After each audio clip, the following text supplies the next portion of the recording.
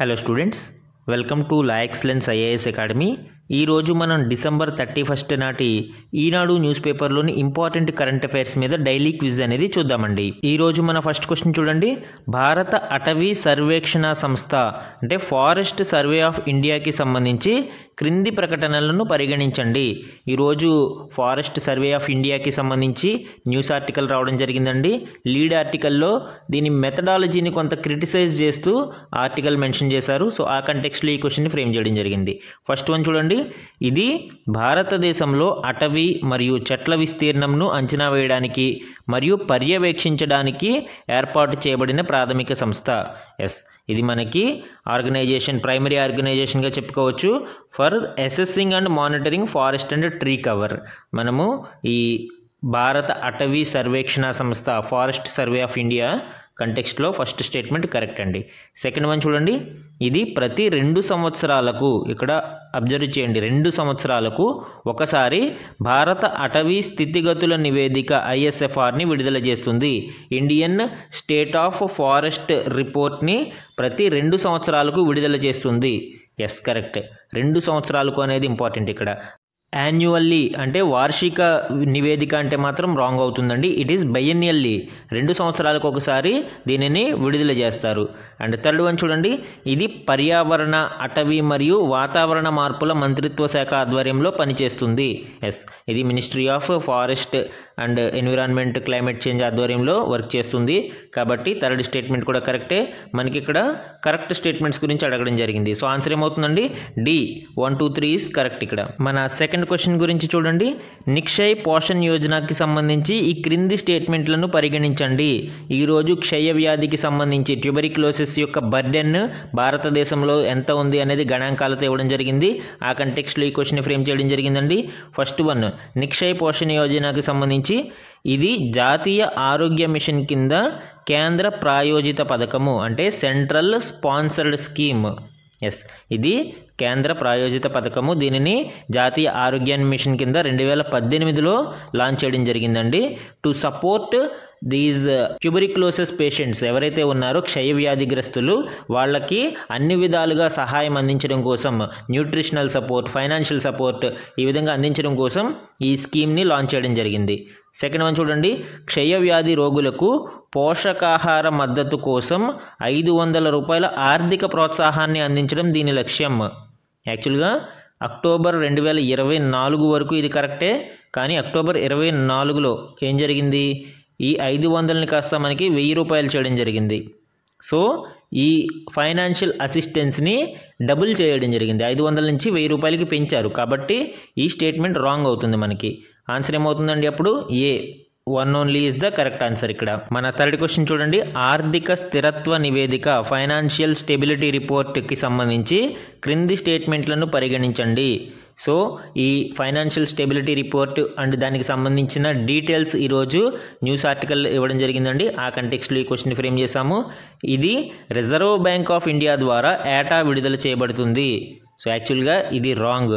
ఇది reserve Bank of India ద్వారా release చేస్తుంది కరెక్టే, కానీ ఏటా అనేది రాంగ్. ఎందుకు?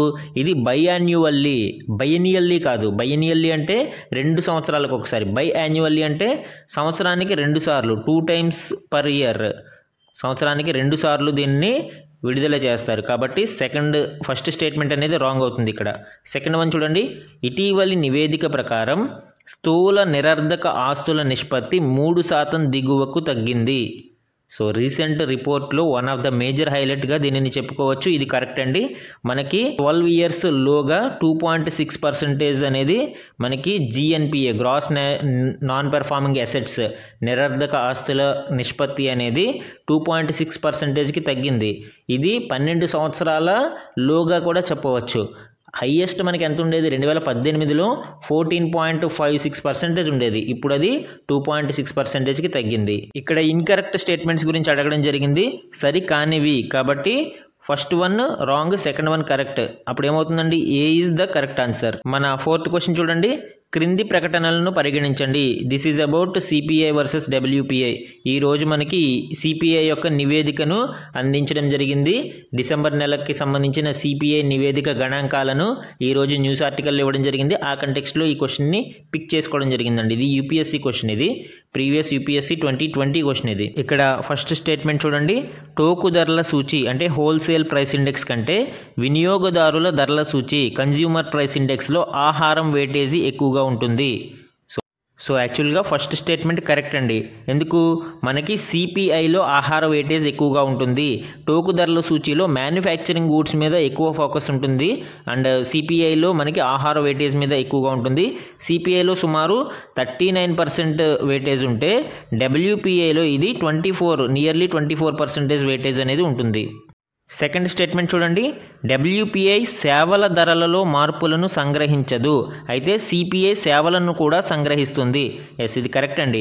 డబ్ల్యూపిఐ ఓన్లీ గూడ్స్కి మాత్రమే ఈ ధరల వ్యత్యాసాలను అది గ్రహిస్తూ ఉంటుంది, కానీ CPI both goods and services అంటే సేవల యొక్క వ్యత్యాసాలను కూడా సంగ్రహిస్తుంది. కాబట్టి సెకండ్ స్టేట్మెంట్ కూడా కరెక్టే. ఇక్కడ మనకి ఎలిమినేషన్ టెక్నిక్లో can eliminate B and C. And third statement చూడండి. రిజర్వ్ బ్యాంక్ ఆఫ్ ఇండియా ఇప్పుడు డబ్ల్యూపిఐని దాని ద్రవ్యోల్బణం యొక్క కీలక ప్రమాణంగా స్వీకరించింది. యాక్చువల్గా ఈ స్టేట్మెంట్ రాంగ్ అండి. ఎందుకు? మనకి ఇదివరకు డబ్ల్యూపిఐ ఉండేది, ఇప్పుడు సిపిఐని 2014 నుంచి ఆర్బీఐ సిపిఐ కన్జ్యూమర్ ప్రైస్ ఇండెక్స్ని రిజర్వ్ బ్యాంక్ యొక్క ద్రవ్యోల్బణ సూచీగా స్వీకరించడం జరిగింది. కాబట్టి second statement correct, first statement correct, third one wrong. A is the correct answer ఇక్కడ. ఈరోజు మన లాస్ట్ క్వశ్చన్ చూడండి.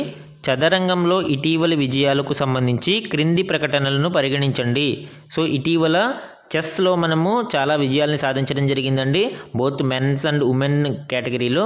కాబట్టి ఈ క్వశ్చన్ని ఫ్రేమ్ చేయడం జరిగింది. ఇక్కడ చూడండి ఫస్ట్ స్టేట్మెంట్. ప్రపంచ చెస్ ఛాంపియన్షిప్ టైటిల్ని గెలుచుకున్న 2వ భారతీయుడు డి గుకేష్ నిలిచారు. సో మనకి సెకండ్ ఇండియన్గా ఈ వరల్డ్ చెస్ ఛాంపియన్షిప్ గెలుచుకున్న వ్యక్తిగా గుకేష్ నిలిచారు అని ఫస్ట్ స్టేట్మెంట్ అడగడం జరిగిందండి. యాక్చువల్గా ఇది కరెక్ట్. ఆఫ్టర్ విశ్వనాథన్ ఆనంద్ 5 సార్లు ఈ టైటిల్ని గెలుచుకున్నారు. ఆయన తర్వాత గుకేష్ మొదటిసారి 2024లో ఈ టైటిల్ని గెలుచుకోవడం జరిగింది. సో ఫస్ట్ స్టేట్మెంట్ కరెక్ట్ ఇక్కడ. సెకండ్ వన్ చూడండి. ప్రపంచ ర్యాపిడ్ చెస్ ఛాంపియన్షిప్ టైటిల్ను 2 సార్లు గెలుచుకున్న ప్రపంచంలోని 2వ మహిళగా కోనేరు హంపి నిలిచారు. ఎస్, ఈ స్టేట్మెంట్ కరెక్ట్ అండి. మనకి కోనేరు హంపి రీసెంట్గా ఈ ప్రపంచ ర్యాపిడ్ చెస్ ఛాంపియన్షిప్ని గెలవడం జరిగింది. 2019లో కూడా ఆవిడ ఈ చెస్ ఛాంపియన్షిప్ని గెలిచింది, 2024లో కూడా గెలిచింది. సో ఇలా 2 సార్లు గెలిచిన 2వ మహిళగా ఆవిడ చరిత్ర సృష్టించారు. సో మనకి బోత్ ద స్టేట్మెంట్స్ కరెక్ట్ కాబట్టి ఆన్సర్ ఏమవుతుందండి? C is the correct answer ఇక్కడ. ఇవి ఈరోజు ఈనాడు న్యూస్ పేపర్లోని ఇంపార్టెంట్ కరెంట్ అఫైర్స్ మీద డైలీ క్విజ్ అండి. Thank you for watching and I am wishing you all of you a very happy new year in advance. Thank you అండి.